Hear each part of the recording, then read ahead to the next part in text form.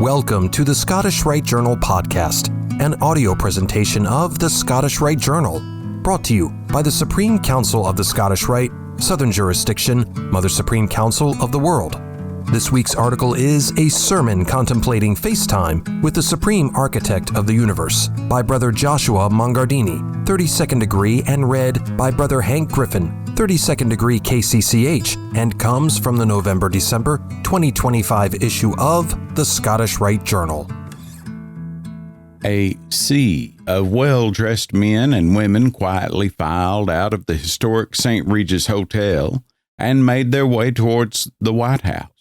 Turning to the left, they entered into the famous St. John's Episcopal Church, known as the Church of Presidents, as this religious sanctuary at Lafayette Square across from the White House has been visited by every U.S. president for a service since its founding in 1816.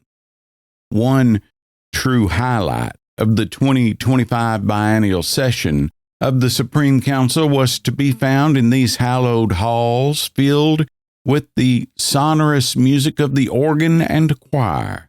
The service was truly remarkable. Sovereign Grand Commander James D. Cole, 33rd degree, read the Apostle Paul's first epistle to the Corinthians, chapter 13, whose famous quote, "And now abideth faith, hope, and charity," and theme of love above all else led aptly into the minister's sermon of the need to behave with kindness and compassion. In his sermon, Reverend Dr. A. Gene Cobb, Jr., 33rd degree, Grand Chaplain and SGIG in North Carolina, compared and indeed contrasted the development of modern forms of telecommunication such as text messages and specifically FaceTime to what he called FaceTime with God. He asked the congregation the truly important question of, why are we here? And explained that any response focusing on the first person was inherently wrong, for rather, we are here for God. With this notion in mind, Reverend Cobb explained that there are many things that detract from what truly matters spiritually. He made the stark and honest point that our FaceTime with God is coming, and when we look in the mirror through a glass darkly and face to face, to return to 1 Corinthians 13, we should choose to live the life of goodness and righteousness. The minister's message was crafted in such a way that it was just as relatable for those of the youngest Masonic generation to the oldest, describing warmly how FaceTime calls have brought him closer to his own grandson, as well as to Masons from all over the country, from Florida, Texas, and even Alaska.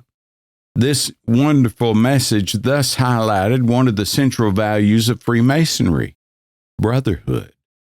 Everyone from nearly every walk of life was present, from a high-ranking officer of a military submarine to the co-pilot of a tourist submarine, from a mining engineer to a jeweler.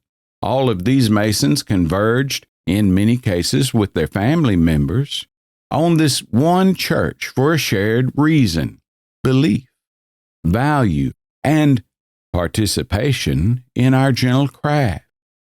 To sit down imbued with a sense of brotherly love, to honor the divine architect of the universe. This impulse is the very beauty of Freemasonry, the ideal it embodies, having one place where men come together to better themselves and thereby improve the world around them, both by the ways in which they refine themselves and by the fraternal and philanthropic activities they engage in with their brother Freemasons. Like and share this article, and don't forget to subscribe to the channel. If you wish to comment, please leave one, and as a reminder, hit the notifications bell. Any accompanying photographs or citations for this article can be found in the corresponding print edition. The Scottish Rite Journal is published by the Supreme Council of the Scottish Rite, Southern Jurisdiction, Mother Supreme Council of the World. Mark Dreisenstock, 33rd degree, Managing Editor. Thank you for listening.